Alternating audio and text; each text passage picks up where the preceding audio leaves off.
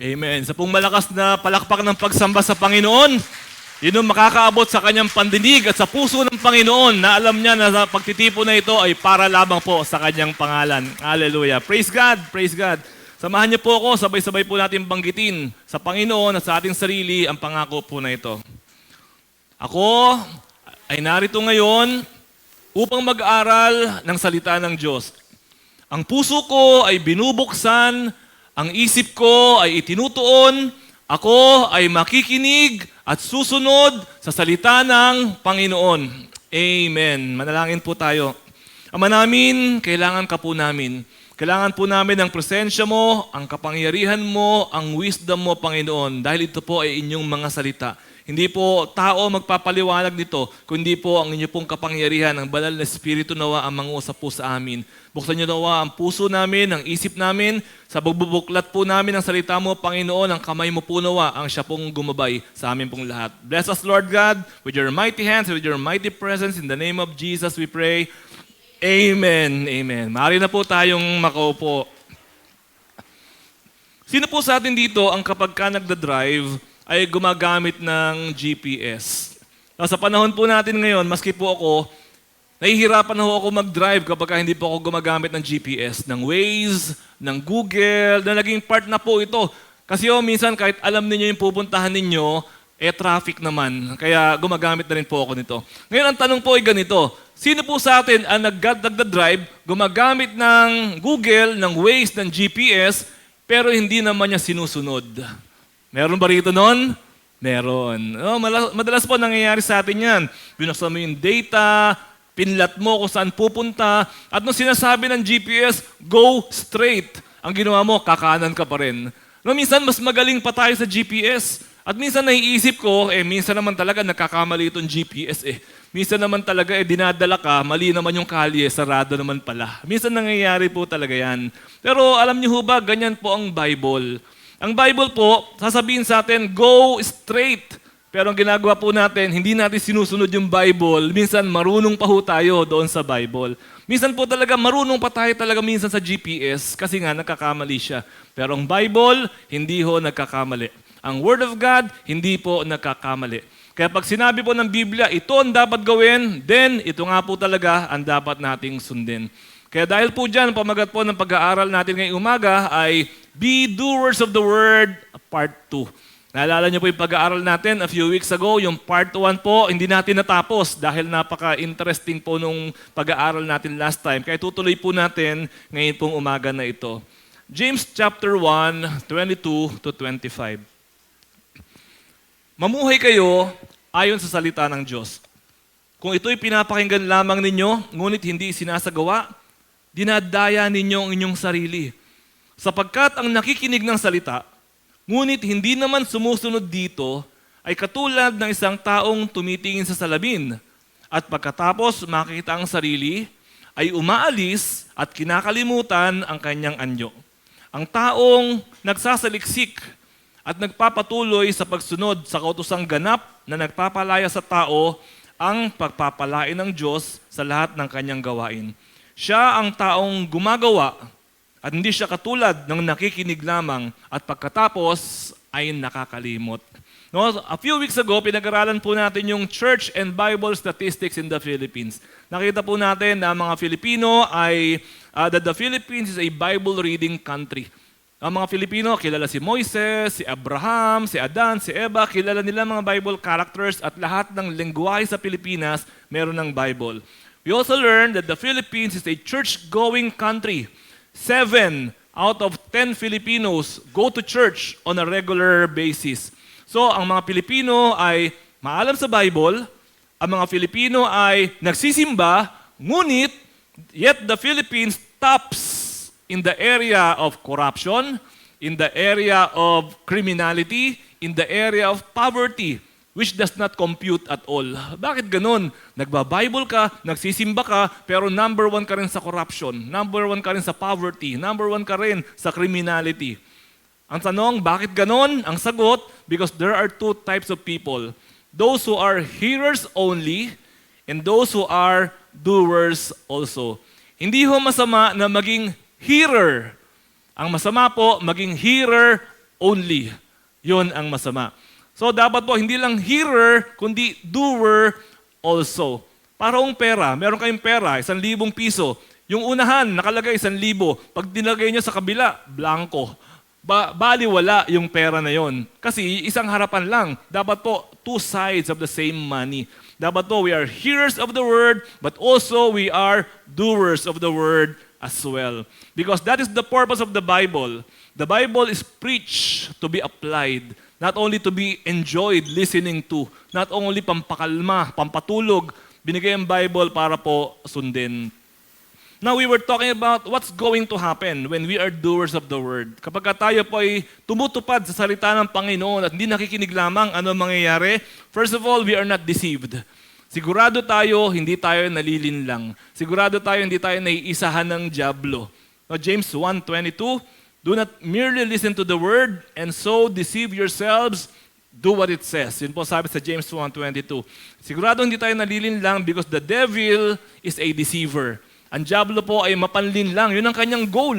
Di ba? Merong magnanakaw, ang goal niya magnakaw. Ang diablo po manlilin lang. At ang goal niya talaga, isahan po ang lahat ng mga tao.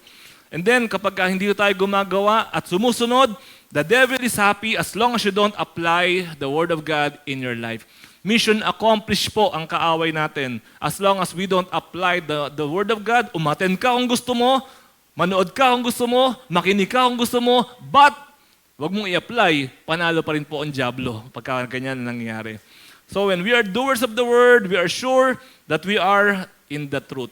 Ito po yung naging buod ng ating pong pinag-aralan a few weeks ago, Doers of the Word, Part 1. Kung gusto po natin mapanood yung Part 1, meron po tayong recording po nito via YouTube. We go now to our second part, ngayon pong umagang ito. What happens when you are a doer of the Word?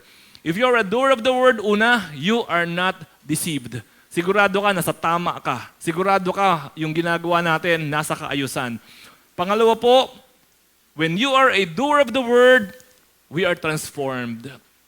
Tayo po ay nababago. Tayo po ay naiiba. Something happens. Meron pong nangyayari. James chapter 1, 23 to 24.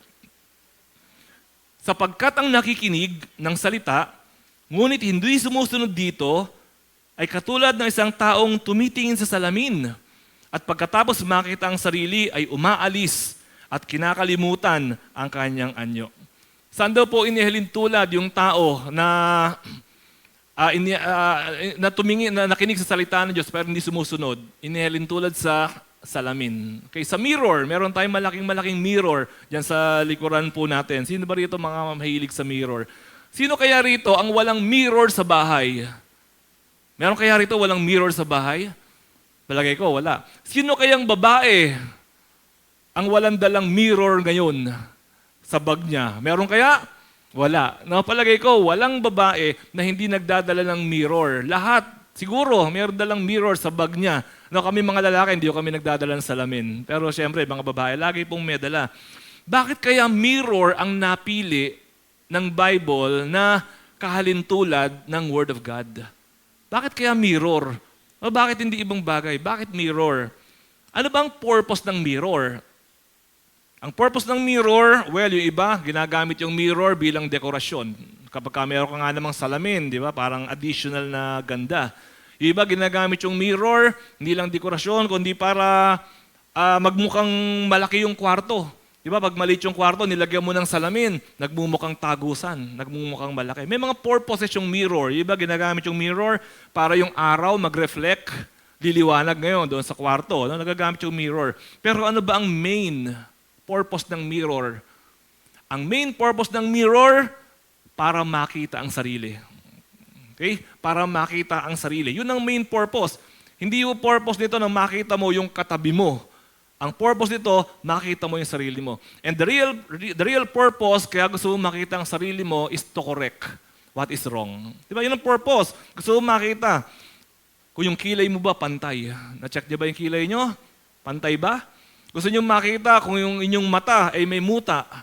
Na-check niyo ba ang mata ninyo kung may muta? Ngayong umaga. Gusto nating makita kung yung ngipin natin merong tinga. Na-check niyo ba? Nako-conscious yata kayo bigla. Yun ang purpose ng mirror, para makita natin that all is well. And in the same time, that's why, yun ang ginamit na example ng Bible kasi yun din po mismo ang purpose ng Bible. Ang purpose din po ng Bible, dapat pag nagba-Bible tayo, nakikita mo ang sarili mo kapag ka nagba-Bible ka. Dapat pag nakikinig ka ng sermon, nakikita mo yung sarili mo. Hindi nakikita mo yung katabi mo. Hindi nakikita mo yung asawa mo. Sabi mo, sayang, wala yung asawa ko rito para sa kanya yung sermon. No? Eksakto sa kanya, tagos na tagos sa kanya. Hindi po. Ang purpose, para makita natin yung sarili po natin. Yun ang purpose ng mirror, yun din po ang purpose ng Bible. No, hindi iba, kundi sariling dumi ang hinahanap po natin. Now, what will happen? Ano kaya mangyayari kung walang naimbentong mirror sa mundong ito? Huwag na lang naimbento sa bahay nyo. What's going to happen kung sa bahay nyo walang mirror? Ano mangyayari? Siguro mahihiya kang lumabas. Hindi mo alam kung ano na itsura mo. No, hindi mo na makilala sarili mo. Pag nakita mo sa picture, yung sarili mo, ako na ba yan? Hindi mo nakilala yung sarili mo. May dumi ka, hindi mo na alam. No? Kaya importante po na meron po tayong mirror. Makita mo kung yung buhok mo magulo. No? Makikita mo kung yung mga bagay na ganyan, naayos po natin yung mga bagay na dapat ayusin. Kaya importante po na merong mirror po tayo. At ganyan din po nangyayari. What will happen kung hindi po tayo nakikinig ng Word of God? Para kang walang mirror sa bahay. Pag hindi tayo po nag-aaral ng Word of God, hindi po natin nakikilala ang sarili natin. Hindi po natin nakikita yung mali natin. Hindi po natin nakikita yung mga gulo natin. Yung pag wala kang mirror sa bahay, madumi ka na, magulo na buhok mo, mali-mali na, hindi mo pa alam. Ganon din po yon. When we do not study the Word, hindi po natin alam yung buhay pala natin pabulusok na. Hindi natin alam yung tinutungo pala natin, gulo na. No, hindi natin alam, itong tukso na ito na pala na nangyayari, papalayo ka na pala sa Panginoon. Hindi po natin alam kung ano yung mga nangyayari. Kasi po, hindi nare-reflect ng Word of God. That's why a mirror is very important. Kung importante po ang mirror, mas importante po ang Bible. No, kung importante po ang mirror, mas importante po ang Word of God na pinapag-aralan po natin. Pagpunta rito, nagsalamin ba kayo? Meron kaya rito hindi nagsalamin papunta rito? Kahit lalaki, may nagpunta kaya rito na hindi nagsalamin? Palagay ko ho, kung wala tayong salamin sa bahay natin, paglabas natin, pagdaan natin sa restaurant, magsasalamin pa rin tayo doon sa restaurant. May nakikita kang tricycle, titignan mo yung side mirror ng tricycle para makita mo kung meron dapat ayusin sa atin. Kasi po, very important po para sa atin yung mirror to check ourselves. Now, ito po ngayon ang problema. Pag tayo po humarap sa salamin at nakita mo yung lipstick mo napasobra hanggang tenga, 2. Di, mukhang clown ka na ngayon, di ba? Pagtingin mo sa salamin, ay napasobra pala yung lipstick ko, umabot na siya hanggang dito, abot na siya sa tenga ko. Pag nakita po natin na ganon, always remember, it is still your choice kung tatanggalin mo yung sumobrang lipstick mo o hindi. It is still our choice. Pag sinabi mo sa sarili mo, hindi ko na nga tatanggalin, okay lang naman, you are deceiving yourself. Yan po yung Bible eh. Pag sinabi mo sa sarili mo, napasobra yung lipstick, pero okay lang, maganda rin naman tignan. Kamukha ko si Joker, okay lang siguro yan. At hindi mo tinanggal, you are deceiving yourself. Naglalakad ka, nakatingin yung mga tao sa'yo kasi yung lipstick mo hanggang tenga, tinitignan nila ako kasi humahanga sila. You are deceiving yourself. At the end of it all, it is still our choice. Tayo pa rin po ang magdi-decide. No, tayo pa rin magdi-decide, aalisin ko ba yung lipstick o hindi. The same is true. When we study the Word, tulad ngayon, nagba-Bible study po tayo, nagsisermon po tayo pa rin po ang magdi-decide. Kung yung bang mga naririnig natin, natututunan natin dito ay i-apply po ba natin o hindi. Ito po ngayon. Pagharap mo sa salamin, di nakita mo ngayon yung lipstick hanggang tenga. Hindi mo tinanggal. Ito, kasalanan ba ng salamin? Hindi. Hindi kasalanan ng salamin. Di ba? Obvious naman. Hindi kasalanan ng salamin. Pero tayo po na mga Christian, kapag kayo po mga naririnig natin, hindi po natin sinasagawa. Alam niyo ba kung sino ang nasisisi? Sino ang nasisisi? Lagi nilang nasisisi ang Diyos. Lagi nasisisi ang Christianity. Laging nasisisi ang church, laging nasisisi ang ibang tao, hindi lagi yung sarili ang sinisisi. No, hindi sinasabi na, kasi siya hindi niya sinunod yung sinasabi sa Bible. Ang sinasabi lagi, ganyan ba ang Christian?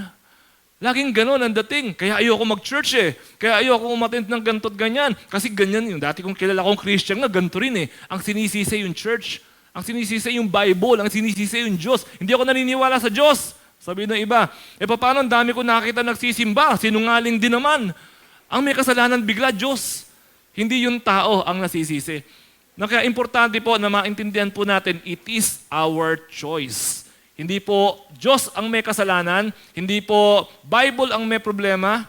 Remember si Jesus. Jesus was the best pastor. Jesus was the best teacher. He was the best leader. 12 lang ang kanya pong dinisipulo. Tayo po, mahigit tayo sa 12.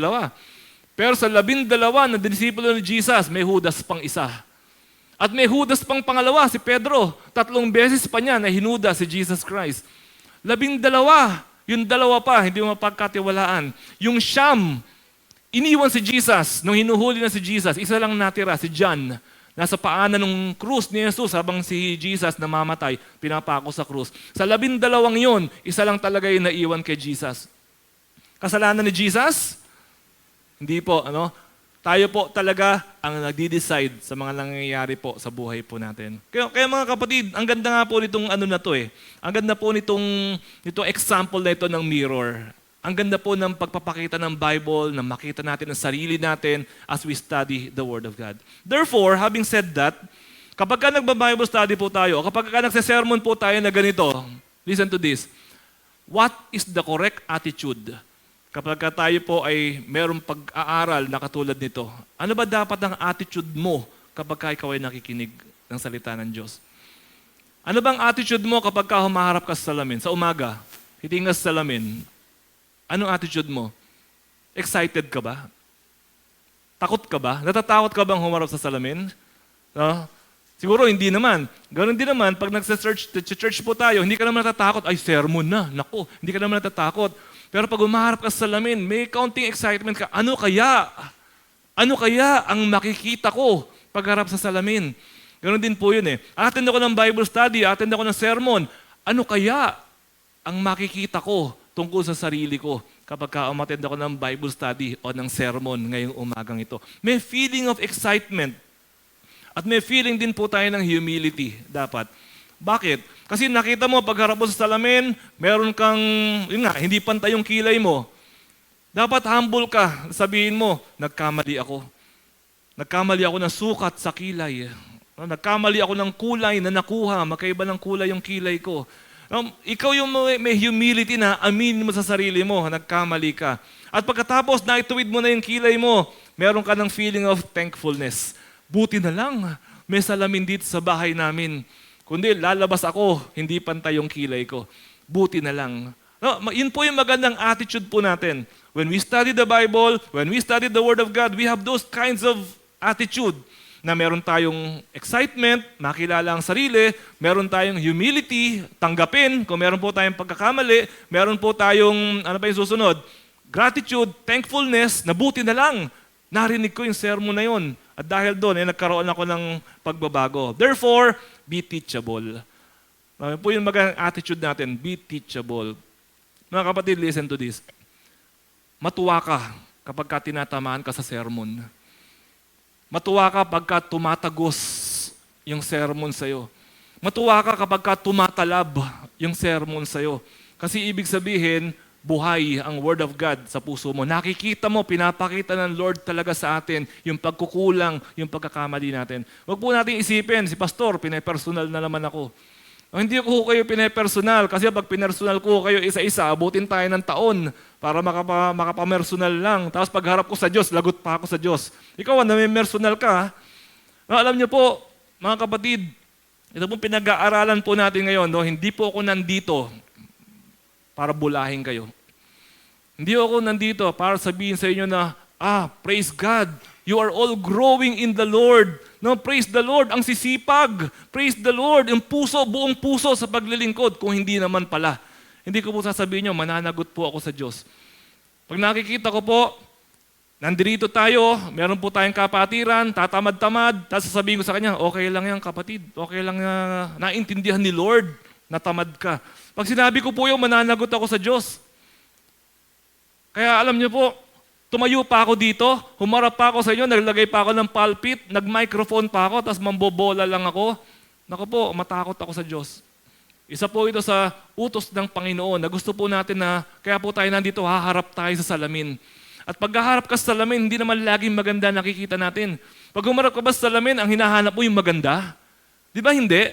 Pag humarap ka sa salamin, ang hinahanap mo, ano ang aayusin? Hindi yung ano yung maganda sa akin, ang ganda talaga ng mata ko. Di ba? Pag maharap ka sa salamin, hindi dahil doon, kaya po tayo maharap sa salamin. Kundi dahil hinahanap natin yung dapat baguhin, dapat alisin sa buhay po natin. So, kaya mga kapatid, pag tayo po tinatamaan ng sermon, sabi mo, thank you Lord. Praise God, ako to. No, wag mo sabihin na sayang, wala yung asawa ko dito, siya to eh.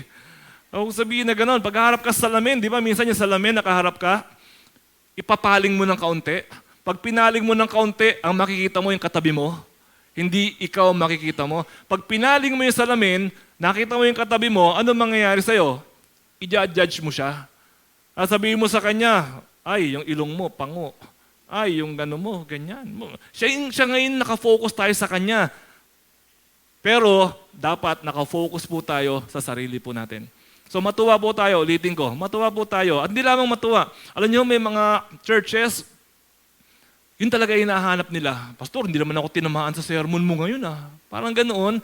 May mga iba naman ang gusto nila, puro hinahagod sila, hinihimas. Ah, bait-bait mo talaga.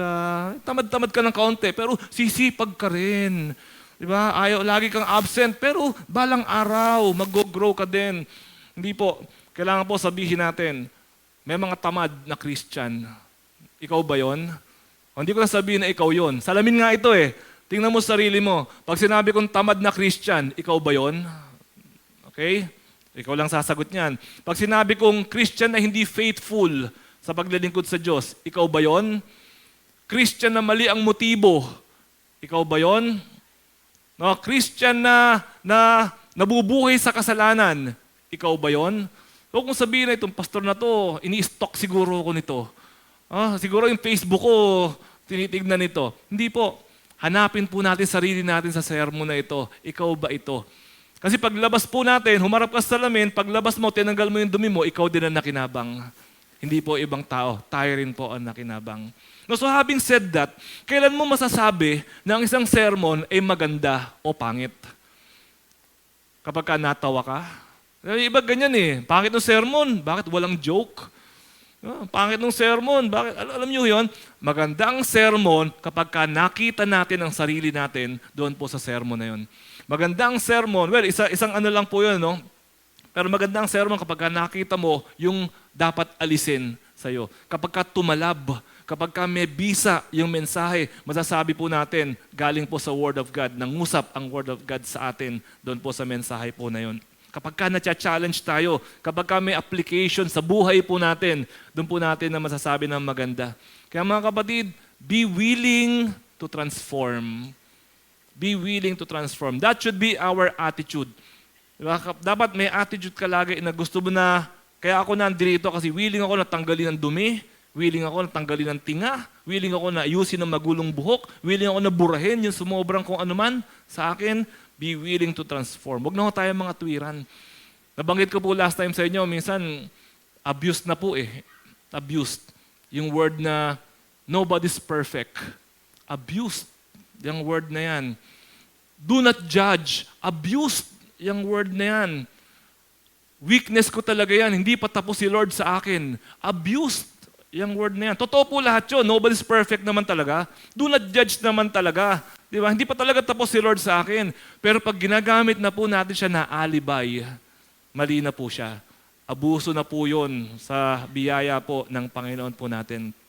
Tanggapin po natin. Sabi po sa 2 Peter 1 verse 3, tinanggap natin sa pamamagitan ng kapangyarihan ng Diyos ang lahat ng bagay na magtuturo sa atin upang tayo'y mamuhay na maka-Diyos. Ano na po nangyari? Tinanggap, past, present, future. Past. Tinanggap na raw natin, hindi tatanggapin. Tinanggap na raw natin ang ano? Ang ilan? Ang lahat. Lahat ng bagay para magturo sa atin upang tayo'y mamuhay na maka-Diyos. Huwag mo sabihin hindi mo kaya, tinanggap mo na eh. Huwag mo sabihin na tao lang ako, tinanggap mo na. Huwag mong sabihin na imposible yan, tinanggap na raw natin ang lahat ng bagay para makapamuhay tayo na maka-Diyos. Pero minsan po, di ba, papasok tayo sa gym, gusto mo magpalaki ng katawan, papasok ka sa gym. Pagpasok mo sa gym, lahat ng instrumento kailangan mo nandun. Nandun ang barbell, nandun ang dumbbell, nandun lahat ng pec deck, nandun lahat yung mga kailangan mo na instrumento. Pagpasok mo ba, malaki na katawan mo? Hindi. Nagstay ka sa loob ng gym, 3 taon. Lumaki ba katawan mo? Hindi. Hindi ka naman kasi nagbuhat. Yun po ang kailangan natin gawin. Bilang Christians, we have to exercise our faith. Kailangan po natin gamitin yung mga tinanggap natin upang tayo po ay makapamuhay ng maka-Diyos. Napaka-importante po niyan. No, so gamitin po natin ang Word of God na maging mirrors po natin. Maging mirror. Now, minsan po pag umaharap tayo sa salamin, meron ba rito na pagka humarap siya sa salamin, nagugwapuhan siya sa sarili niya? Bukod sa akin? Wala, no? Minsan po pag umaharap tayo sa salamin, may kilala po ako, pagkagising niya sa umaga, gusto niya humarap sa salamin, gandang-ganda siya sa sarili niya pagkagising niya sa umaga. Tapos, selfie. Natutuwa siya, I woke up like this. Yung mga ganon, ano? Minsan po, humaharap tayo sa salamin, maganda yung nakikita natin. Pero ano ba talaga ang goal pag humaharap tayo sa salamin? Sino ba dapat nating makita pag harap sa salamin? Hindi lang tayo, kundi si Jesus. Christ-likeness. Yun po ang goal natin. Kaya iba, merong salamin na ganyang kalaki, gatao yung salamin. Tapos katabi ng salamin, may poster na sexy. Kapag tingin niya sa salamin, titignan niya rin yung poster na sexy, tapos parang, uy, malayo pa ako. Hindi, babae yung humarap ha, babae. Akala niyo, lalaki yung humarap sa salamin ha.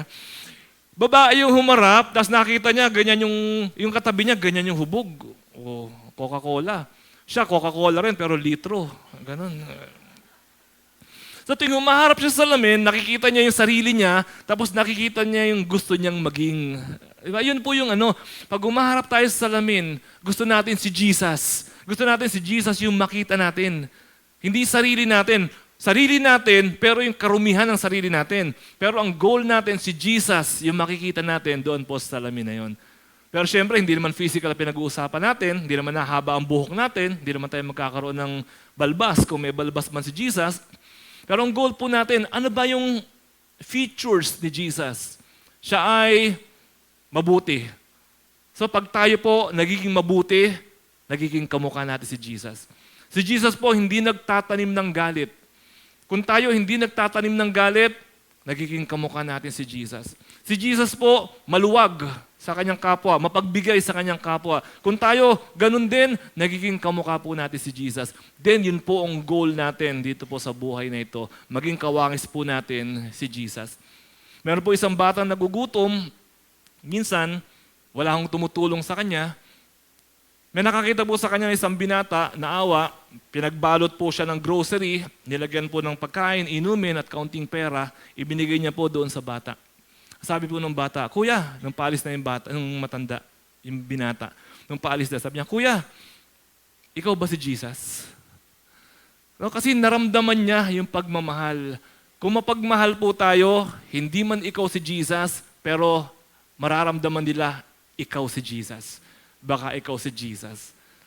Pero pag nakikita po ng mga kapitbahay natin, lagi tayong mainit ang ulo, lagi po tayong nang-aaway, yun pong ating tahanan, lagi na lang nabubulabog, at lagi tayong kinakatok ng pulis o ng barangay, sasabihin ba nila ikaw si Jesus? Sasabihin nila, ikaw ba si Satan? Baka sabihin nila ganoon. So, si Jesus po ang goal at patakaran po natin. Hindi po yung katabi natin. Na hindi ho ako, si pastor, mainit ang ulo minsan yan. O di dapat, pareho kami ni pastor. Hindi ho. Si Jesus po ang atin pong patakaran. Hindi po ang ibang tao. That's why, all doers become new creation. Kaya po ang lakas sabihin ng Bible if anyone is in Christ, He is a new creation. Ang lakas sabihin ng Bible. Kasi po talagang pag si Jesus po na-encounter natin, we will be transformed. 2 Corinthians 5:17. Therefore, if anyone is in Christ, he is a new creation. The old has passed away. Behold, the new has come. Tingnan niyo po itong verse na to. Dito po kayo tumingin. Ilan po, according sa verse nito, ang kapag tinanggap niya kay si Jesus Christ, nagiging new creation? Ilang percent ng tatanggap kay Jesus ang nagiging new creation? Sa verse na ito. Ilang percent? 100%. No, hindi sinabi rito na, therefore, if some of those who is in Christ, they will be a new creation. O hindi sinabi na some of them will probably become new creation. Hindi, ang lakas ng loob nitong verse na ito na mag-declare ng ganyan. Anyone who is in Christ, he will become a new creation. The old has passed away.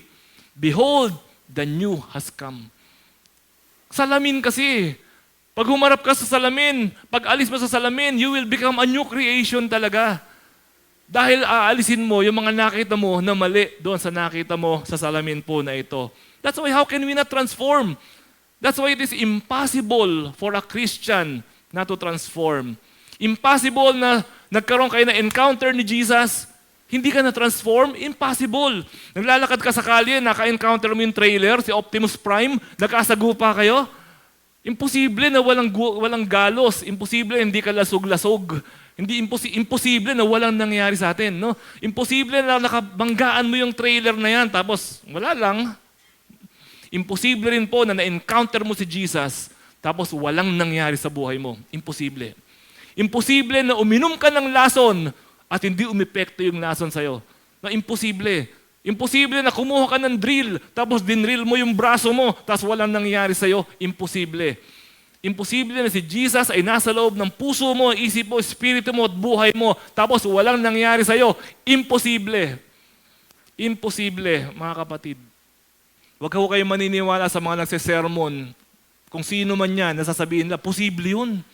Pwede. Huwag ko kayong maniwala. Dahil ito po sinasabi ng Biblia. All will become a new creation in Christ. Talaga po magkakaroon tayo ng transformation. So paano malalaman that you are not deceiving yourself? We are becoming transformed towards the likeness of Jesus. Pangatlo po, at panghuli po natin ito. What happens when you are a doer of the word? Siyempre po, may pambalansin dito si Paul. When we are a doer of the word, we are blessed. May blessing din naman siyempre. No? Favorite subject natin yan. Favorite topic natin yan. Lord! Oh yes, blessing na. Salamat naman. Tapos na yung part 1 tsaka part 2. At least ngayon, sa blessing part na tayo. So, yan yung siyempre lang gusto po natin lahat yan. Sino dito ang gusto ng blessing? Lahat. Alangan naman. James 1:25. Ang taong nagsasaliksik at nagpapatuloy sa pagsunod sa kautosang ganap na nagpapalaya sa tao, ang pagpapalain ng Diyos sa lahat ng kanyang gawain. Siya ang taong gumagawa at hindi siya katulad ng nakikinig lamang at pagkatapos ay nakakalimot. Balik tayo sa unang part ng verse natin. No? Ang taong nagsasaliksik, pakibalik tayo please sa first part.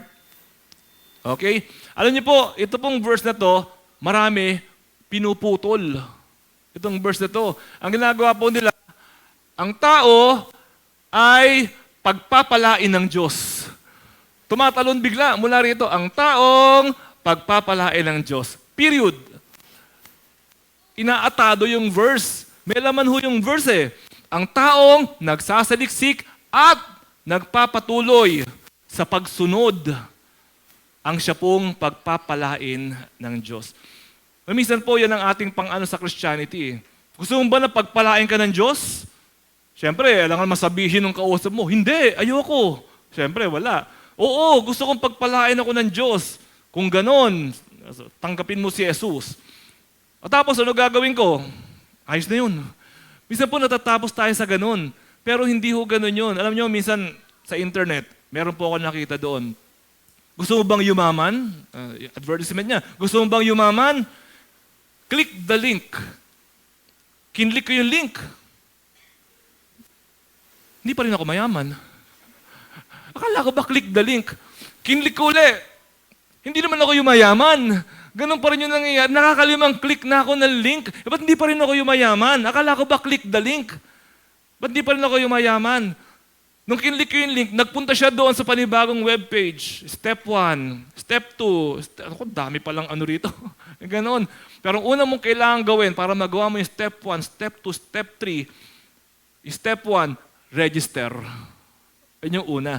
No, ganyan po tayo eh. Gusto mo bang pagpalain ka ng Diyos? Tanggapin mo si Jesus. Sumunod ka sa panalangin na to, Panginoon, tinatanggap kita sa aking puso. In Jesus' name, Amen. Pupunta ka na sa langit. Gano'n kaagad tayo. Pupunta ka na sa langit. Pagpapalain ka ng Diyos. Ang Diyos ang bahala sa buhay mo. Bibigyan ka ng kapayapaan. Bibigyan ka ng kaayusan. Bibigyan ka ng kagalingan. Pag uwi ngayon, itong kausap natin, asa na? Asan yung ang gulo pa rin ng asawa ko? Yung buhay ko, ganun pa din. Yung ano ko, ganyan pa rin. Ano nangyari? Alam niyo po kung ano nangyari? Kinlik niya yung link. Tapos na. Nag-register siya. Tapos na. That's the end of it. Doon ho, yun po ang nagiging problema. Minsan po yung ating pong presentation ng gospel, putol. Ang presentation natin ng gospel, akala natin is babagsak yung blessing, yung pagpapala sa buhay natin. Pero ang totoo po, ang blessing na binibigay ng Lord sa atin, parang mapa. Ito yung mapa. Nakalagay dyan sa mapa, yung papunta sa blessing. Pero dahil anak ka na ng Diyos, may mapa ka na. Nung hindi ka pa ng Diyos, wala ka pang mapa. Pero ngayon, dahil anak ka na ng Diyos, ibinigay niya sa'yo lahat ng kailangan mo para makita at matuntun mo itong blessing na ito. So, nahawakan mo na yung mapa, ito yung blessing, pero lumiko tayo doon sa blessing, lalo pong hindi natin mararanasan yung pagpapala ng Panginoon. No, alam niyo, meron pong awit. Ang sabi nung awit, alam niyo itong awit na to, your goodness is coming after me. Alam niyo yung awit na yon, di ba? The goodness of God. Diba? Your goodness is coming after me. Alam niyo Tagalog nun? Yung pagpapala mo, Lord, tinutugis ako. Yung pagpapala mo, kung saan ako pumunta, sumusunod. Ano ba nun yung pagpapala mo? Kumaliwa ako, kumaliwa rin siya. Dumiretso ako, dumiretso rin siya. Grabe ka, Lord, sa pagpapala. Meron pong tao, binubuntutan ng blessing. Meron ng tao, iniiwasan ng blessing. Pero alam niyo po, ang tingin ko, sabi po ko sa Psalm chapter 1, ang isa daw pong Christian, para kang nakatanim sa tabi ng batisan. Pag doon ka nakatanim sa tabi ng batisan, sayaw at sa gusto mo, magfo-flourish ka.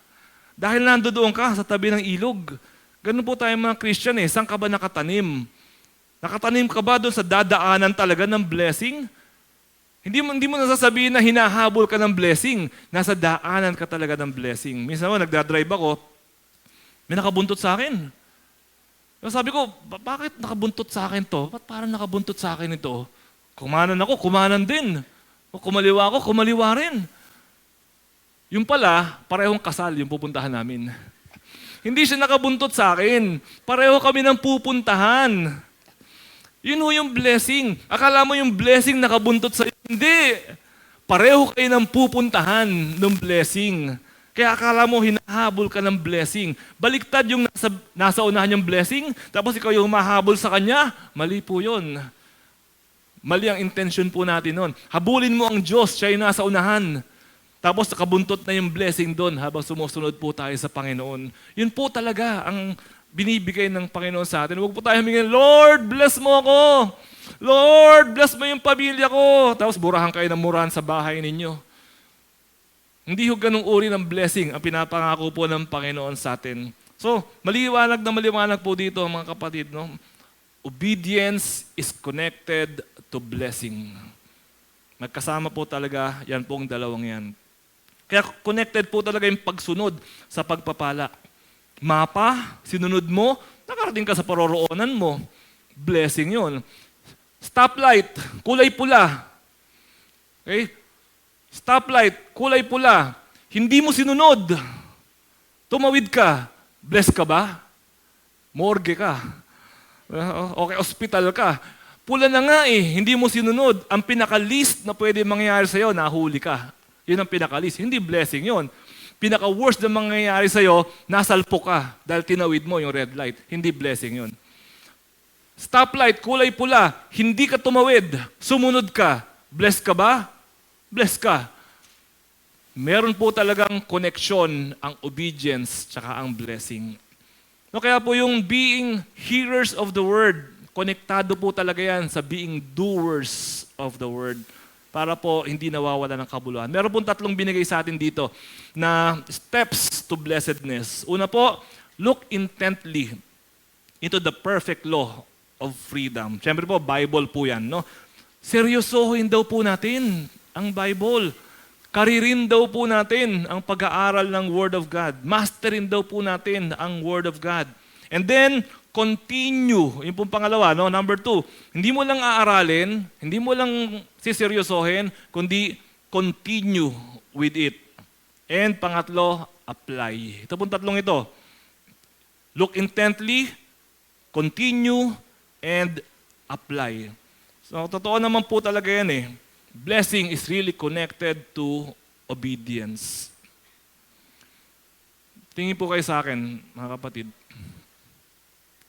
Kulang ka ba sa blessing? Mabigat ba dating ng blessing? Iniiwasan ka ba ng blessing? Lahat ba ng gagawin mo? Kanina pangako dito sa binasa natin, ikaw ay pagpapalain sa lahat ng iyong gagawin o gawain. Yun yung sabi sa James chapter 25. Pangako yun. Eh Lord, bakit lahat ng ginagawa ko sablay? Bakit lahat ng ginagawa ko palpak? Nakasunod ba tayo sa palatuntunan, sa programa, sa design ng Diyos? Kung hindi tayo nakasunod sa design, wag tayo magtaka kung bumabangga tayo sa pader. Dahil hindi tayo nakadesign sa programa po ng Panginoon. No, ang mga anak po ng Panginoon, binebless ng Lord. Hindi po laging physically, hindi laging financially, no, hindi laging materially. Pero minsan, oo, meron din materially. Kasi po sabi sa Bible, sabi ni David, walang anak ng Diyos na namatay sa gutom. Maraming anak ng Diyos na namatay sa high blood. Kakakain. Pero walang namatay sa gutom. Pangako po kasi ng Panginoon yan. Meron talagang physical blessing. Meron talagang financial blessing. Meron talagang material blessing. Pero wag mo habulin yun. May kasabihan, pag hinabol mo yung pera, lalong hindi mo siya makikita eh. Wag mong habulin kung saan siyang dumarating. Ang habulin natin pagsunod sa Diyos. Pag sumunod po tayo sa Diyos, kusa na pong lahat na nakabuntot sa Diyos, lahat po yun, makakasama na rin po natin yun. Kasi kasabayan natin sumusunod sa Diyos, ito pong lahat ng ito. So as we close this morning, how to be doers of the Word. Paano tayo maging doers of the Word? Una-una po, listen to the Word. Makinig po tayong mabuti. Makinig po tayong mabuti. Pero paano tayo makikinig kung absent tayo? Minsan po, may mga tao, ang hilig mag-absent. Sa worship, worshipin mo si Lord. Tapos, pakitaas nga ako kamay ng mga mahilig mag-absent dito. O, di ba? Wala. Absent sila eh. Wala. Di ba? Paano ka makikinig kung absent ka naman? So kung mayroong pagkakataon po tayo, wag ho tayong mawawala sa pag-aaral ng Word of God. Kasi sa totoo lang po, iba rin naman talaga yung ikaw yung nag-aral, iba rin naman yung sama-sama tayo nag-aaral eh. Iba rin yung presentation, may natututunan pa rin po tayo. So wag ho tayong absent ng absent.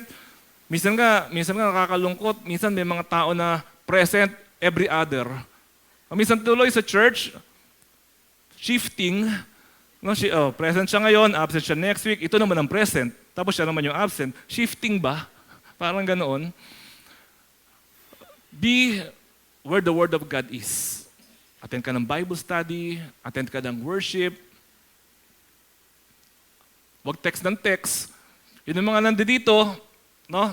Pag nandito na po tayo, huwag na ho tayong text ng text. Dala niyo ba yung mga cellphone nyo?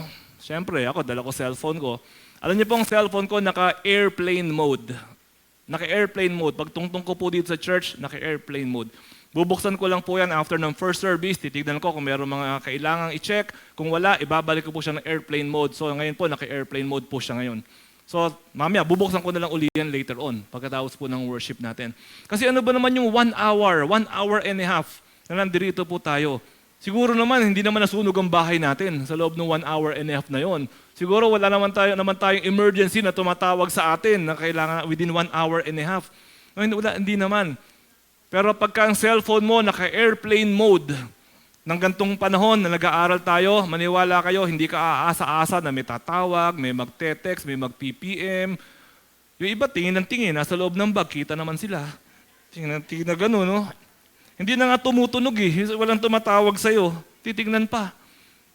Titignan kung ilan yung nag-like, titignan kung ilan yung nag-share, titignan. Mamaya, pwede po lahat yan. Na hindi naman kailangan na ngayon, lahat yan. Pwede naman po natin gawin ngayon yan. Later on yan. O, yung mga bata dito, no? Huwag kayong games ng games. Minsan, nagwo-worship, nag-games. Sino ba wino-worship natin dito? Oh, pwede tayo mag-games naman mamaya eh. Pwede kayo, nag-games na nga kayo hanggang kaninang alas 4 na madaling araw. Hanggang ngayon pa ba naman, nag-games pa rin tayo? Ibigay na natin kay Lord yan. Kaninong anak ba to?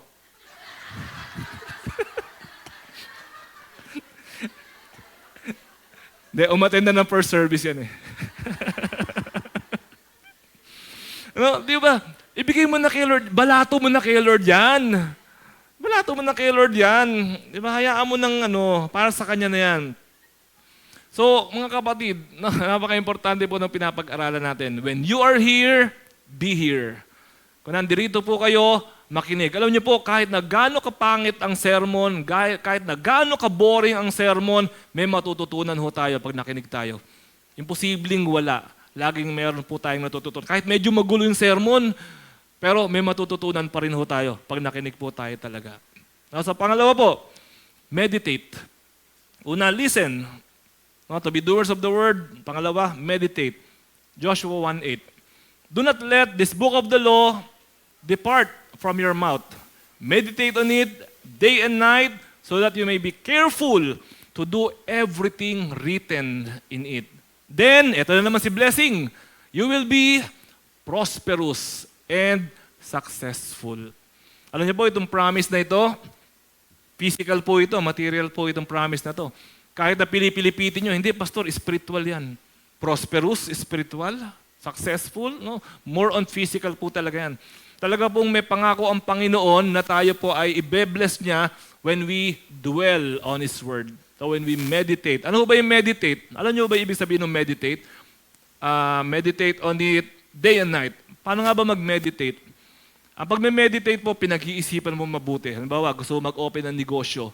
Pinag-iisipan mo mabuti yan. Magkano ba ang budget? Saan ang location? Ano ang ganto? Ano ang ganyan? Ano ang recipe? Pinag-iisipan mo mabuti. Yun po yung minemeditate mo siya. Kikita ba? Malulugi ba? Paano ang marketing? Pinag-iisipan mo mabuti. Ganun daw po ang gawin natin sa Word of God. Pag nakakuha ka ng verse, tulad itong verse na to, i-meditate mo raw yan. Isa-isahin mo kada word. Ano ibig sabihin? Kada word nito, i-meditate po natin. Then we will be prosperous and successful. Ito na naman yan, ito naman yung click the link. If you want to be rich, click the link. Hindi yung ganun. Lord, meditate ako na meditate, meditate ako na meditate. Asan na yung prosperous at successful? Hindi yung ganun. Ibig sabihin, yung mineditate po natin, umepekto sa buhay natin, yung paraan natin ng pagsasalita, yung buhay natin na transform. That's why prosperity, success comes. Kasi hindi ka nandadaya, maayos kang kausap sa mga kliyente mo, yung mga word of mouth, sumisikat ka sa mga customer, kasi nagme-meditate tayo on the Word of God. We are transformed. At panghuli po, participate. Participate. Alam niyo po, ang church natin, ang dami po nating ino-offer na ministry sa church natin. Hindi lamang po 4 na po ang mga ministries natin dito. Gusto po natin na lahat magkaroon po ng bahagi sa church natin. Participate. Ang dami nating gawain tapos ikaw hindi ka kasali, maski saan, maski isa. Ang dami nating Bible study, hindi ka kasali. Meron tayong, pastor, mahihiyain ako eh. Meron tayo para sa mahihiyain, mga one-on-one lang na Bible study group. Kung gusto mo, 1-on-2, online pa. Mahihiyain ako, pastor, isarado mo camera. Walang problema, walang dahilan. Wala akong dahilan talaga para tayo po ay sa sobrang dami po ng i-offer natin. Mamaya sa announcement, may i-offer po ako na may bagong ministry po tayo na bubuksan. Mamaya po yan. No, gusto ko, Pastor, mag-pray may prayer team tayo. Gusto ko, Pastor, mag-share ng gospel, may evangelistic team tayo. No, lahat ng ministry po natin, meron po tayong ginagawa dito. Be part of that ministry. So mga kapatid, be doers of the word. Obey. Obey what the word is telling us. Sundin po natin ang sinasabi po ng banal na kasulatan. Kasi po merong blessing sa obedience. So yung mga anak po natin dito, mga anak, sumunod kayo sa mga magulang nyo. May blessing pag sumunod kayo sa magulang ninyo. So yung mga anak na masunurin, sumunod lang kayo na sumunod. Baka bigyan kayo ng iPhone sa magulang ninyo. Ay nako, kaya yung mga anak dito na cellphone, lumang-luma na, baka hindi ka masunurin. Kasi yung pag masunurin ka, anak, luma na yung cellphone mo. Hindi, mami, 1 year pa lang ito. Hindi, luma na yan. Bibigyan ka pa. Pan-load, gusto mo ng load? Meron pa ho. Hindi, gusto mo ng load? Blessing ang kabuntot ng obedience, mga kapatid. Pero ulitin ko, do not go after the blessing. Go after the giver, not the gift. And kasunod na po lahat yan. Kaya sabi sa Bible, seek first the kingdom of God, and all of these things will be given unto you. Unahin po natin ang Panginoon. Manalangin po tayo. Ama namin, maraming salamat po sa inyo sa umaga pong ito, sa mensahe, kapangyarihan, buhay ng inyo pong salita. Nawa nga po, Panginoon, ito po ay tunay na tumanim ng malalim at epektibo sa aming mga puso. At Lord God, maging mabisa at makita sa buhay namin, Lord God, hindi lamang po ang pagsunod, kundi yung bunga ng pagsunod sa aming pong buhay. Ngayong umaga, Panginoon, inaalala din po namin ang banal na hapunan. Maraming salamat po, Panginoon, dahil ito po ang pagpapakita mo ng pagmamahal sa amin. Ihanda niyo po ang bawat isa sa amin pong pagtanggap ng banal na hapunan. Mga kapatid, sa pagtanggap natin ng banal na hapunan, ihanda natin ang ating mga puso. Humingi tayo ng kapatawaran sa ating mga kasalanan. Aminin natin kung tayo ay mayroong mga pagkakamali, pagkukulang sa ating Panginoon, ipahayag natin sa Kanya. At umasa tayo na ang Diyos natin ay matapat na patatawarin tayo sa ating mga kasalanan. Sige po, individually and personally, let us confess our sins to the Lord and let us prepare our hearts to receive the Lord's Supper.